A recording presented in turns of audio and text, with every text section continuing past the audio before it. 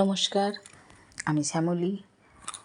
আজকে আবার একটা রেসিপি নিয়ে আপনার সামনে এলাম। কাঁচকলার তরকারি। চলুন শুরু করি। আলু আর কাঁচকলা কেটে রেখেছি। কড়াইতে তেল দিলাম,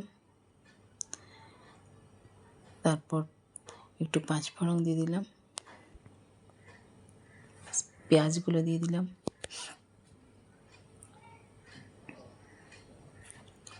আলুগুলো দিয়ে ভালো করে একটু লাল লাল ভাজা হওয়ার পর কাঁচকলাগুলো দিয়ে দিলাম, ভালো করে ভেজে নিলাম।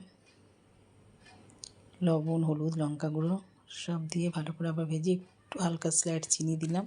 ওটা অপশনাল, দিতেও পারেন নাও পারেন। আদা রসুন পেস্টটা ছিল, ওটা দিয়ে দিলাম। একটু জিরে ধনে গুঁড়ো দিয়ে দিলাম। তারপরে ভালো করে কষলাম যতক্ষণ না তেল ছাড়া পর্যন্ত। হ্যাঁ, যদি ভালো লাগে আমার রেসিপিটা একটু কমেন্ট, লাইক, শেয়ার করে দেবেন। আর যারা নতুন দেখছেন তারা একটু আমার চ্যানেলটাকে সাবস্ক্রাইব করে দেবেন।